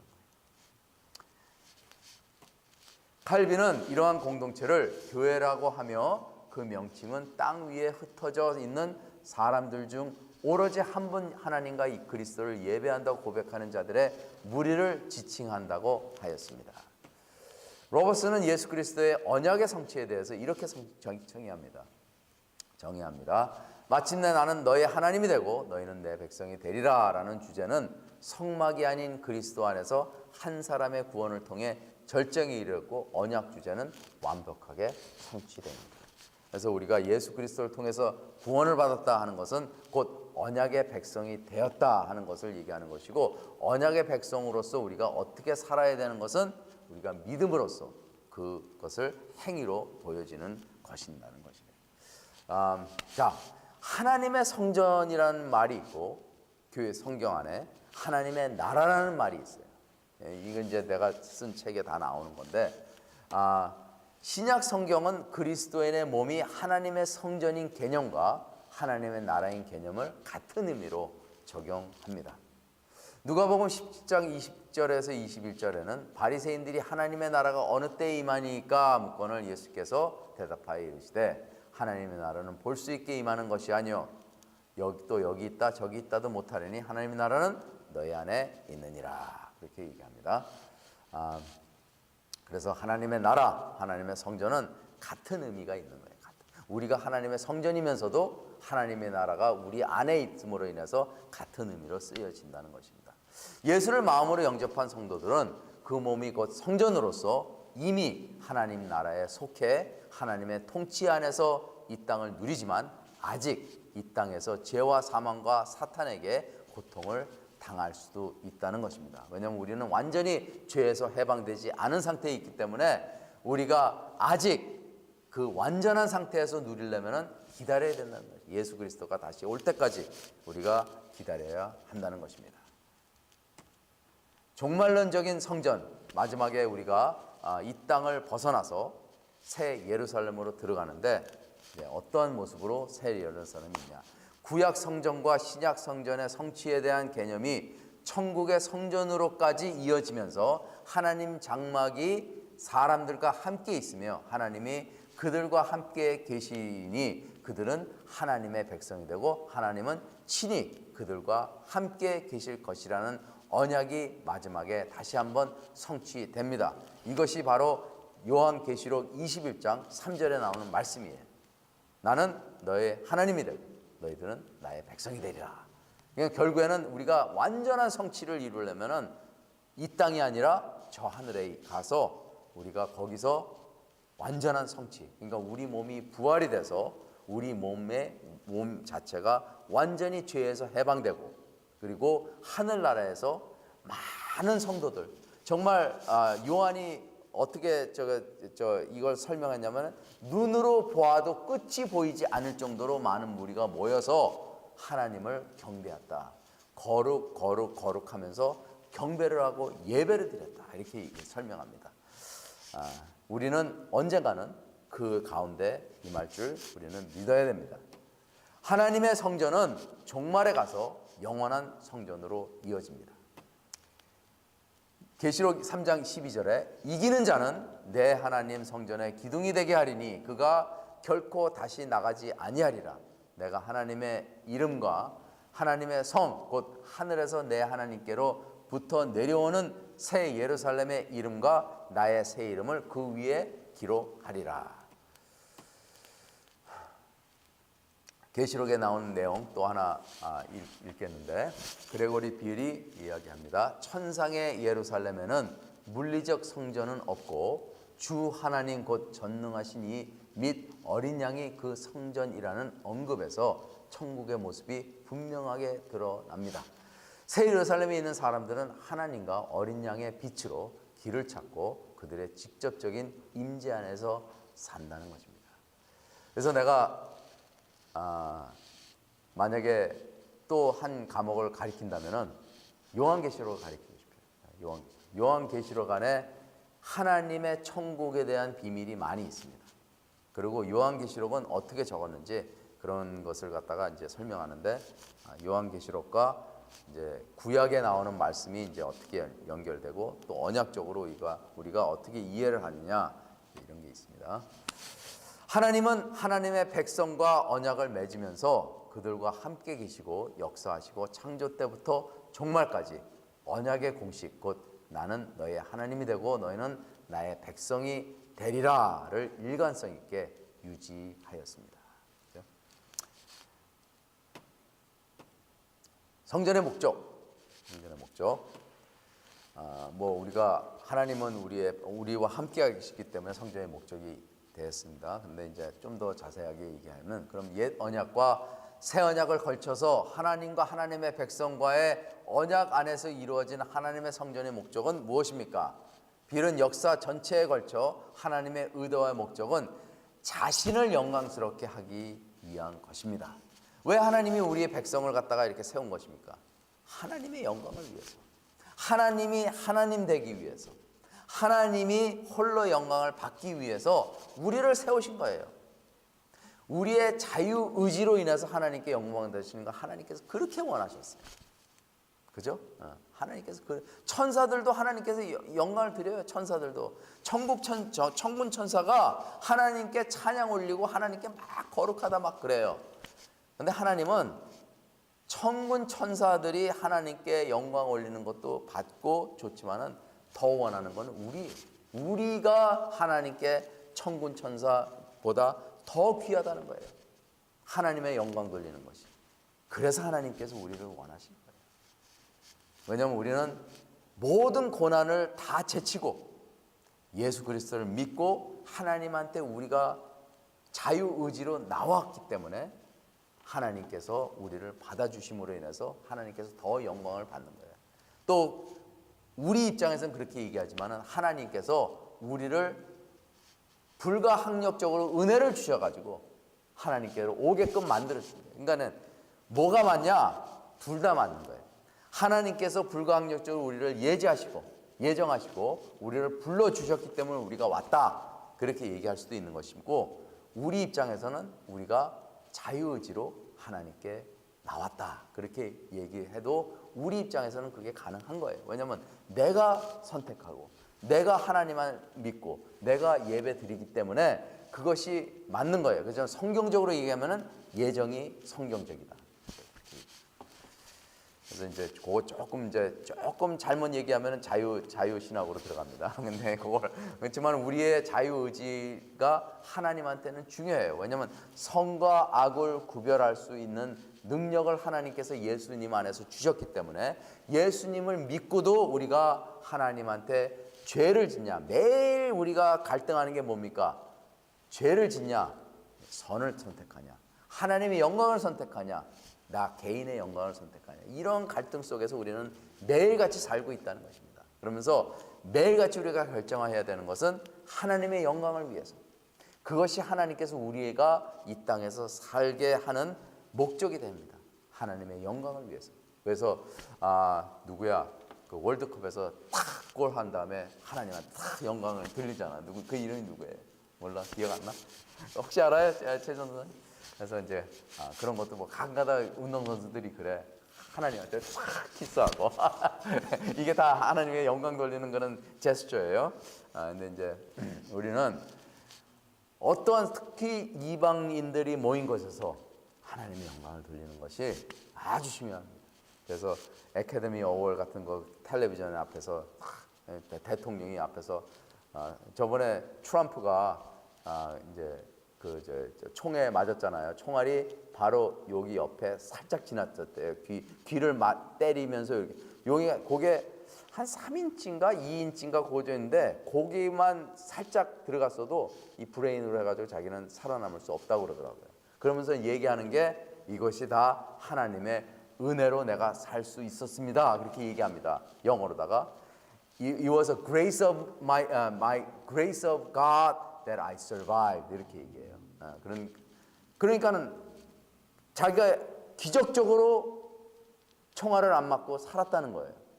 그러면서 하나님을 영광을 돌린 거예요. 참 나는 그거에 대해서 뭐 누가 뭐래도 트럼프에 대해서 뭐라고 얘기를 해도 사람이 멋있더라고. 앞으로 대통령 될 사람이 그렇게 한마디 하면은 그거는 정말 모든 민족들에게 임팩이 큰 거죠. 그죠? 그래서 내가 트럼프를 뽑으라는 것이 아니고 이제 그런 말을 했다는 걸 얘기하는 거예요. 자, 하나님의 성전 재건축은 하나님을 영화롭게 하기 위함이 목적에 있습니다. 학계 선지자는 성전을 건축하라. 그리하면 내가 그것으로 말미암아 기뻐하고 또 영광을 얻으리라. 여호와가 말씀하였느니라. 그래서 개척하는 거 참 좋아요. 왜냐하면 하나님 영광을 위해서, 그게 물질적으로 이렇게 보여지는 하나님의 영광을 위해서 우리가 하는 거예요. 선교 가는 거 너무 좋아요. 왜냐하면 가시적으로 거기에 하나님의 영광이 임할 수 있기 때문에 그 하나님의 순종을 하고 가는 거 굉장히 중요해요. 그렇지만은 잘못하다가는 이제 변질되고 막 이러기 때문에 오히려 죄를 짓고 그러는데 또 그러한 가운데서 하나님께서 역사하신다는 걸 우리가 알아야 됩니다. 그래서 내가 뭘 하는 것보다도 하나님이 나를 기회를 봐가지고 정확한 시간에 우리를 이끌어 주시면은 하나님께, 왜냐하면 하나님 본인을 위해서 하는 거니까. 내가 다윗이 그랬잖아요. 하나님의 성전을 갖다가 지어준다. 아니야. 하나님은 원하지 않으셔요. 네 아들을 통해서 내가 내 성전을 갖다가 나의 영광을 위해서, 백성들이 나를 영광을 갖다가 주기 위해서 내가 성전을 짓겠다, 이렇게 얘기합니다. 그러니까는 하나님은 하나님을 위해서 나를 쓰는 거지, 내가 하나님을 위해서 뭐 한다? 그거는 말도 안 돼. 자, 신약에 와서 예수의 생애와 사역 또한 하나님의 영광을 위한 것입니다. 예수께서도 그랬죠. 평생을 사는데 하나님의 영광 밖으로 나가본 적이 없었습니다. 기적을 베풀거나 누구를 구원해 주시거나 어려운 상황에서 구해 주시거나 하여튼 여러 가지의 말씀 안에서나 예수님의 행동, 모든 하루 일정, 모든 그러한 것들이 다 하나님한테 영광을 올렸어요. 예수님 하나도 하나님한테 영광 안 올린 것이 없어요. 예수님의 생애가 그랬다는 것이에요. 그러니까 우리가 예수님의 생애를 보면은 하나님께서 예수님이 어떻게 하나님의 영광을 위해서 사셨나, 그것도 굉장히 중요한 관점이라고 봅니다. 내게 영광을 돌리시는 이는 내 아버지시니 곧 너희가 너희 하나님이라 칭하는 그이시라. 우리 가운데 거하심에 그의 영광을 보니 하나님의 아버지의 독생자의 영광이요 은혜와 진리가 충만하다. 하늘에 있는 모든 자들과 땅에 있는 자들과 땅 아래에 있는 자들로 모두 무릎을 예수의 이름에 꿇게 하시고 모든 입으로 예수 그리스도를 주라 시인하여 하나님 아버지께 영광을 돌리게 하셨느니라. 그래서 우리 개혁 신학자들은 하나님을 믿는 이유 한 가지 되라 그러면 하나님의 영광, 그것이. 그래서 개혁자들의 그 구호가 있잖아요. 5가지 그 5가지가 있는데 그게 말씀, 예수 그리스도 말씀, 그리고 하나님의 은혜, 그리고 믿음, 그리고 하나님의 영광, 이렇게 5가지가 있습니다. 하나님의 영광은 구속사적 줄거리 종말의 중대한 목표이며 만물이 주에게서 나오고 주로 말미암고 주에게서 돌아갑니다. 그에게 영광이 세세에 있을지어다. 우리가 믿는 자들로서 굉장히 자부심을 가져야 되는 것은 우리는 하나님의 백성으로서 하나님의 영광을 볼 수 있는 그러한 자격을 가지고 있어요. 얼마나 좋은지 몰라. 하나님 안에서 우리가 하나님의 영광을 볼 때 참 하나님께서 우리에게 축복을 주십니다. 그러니까 하나님한테 영광을 드리면은 하나님은 우리에게 하나님의 영광을 보여주십니다.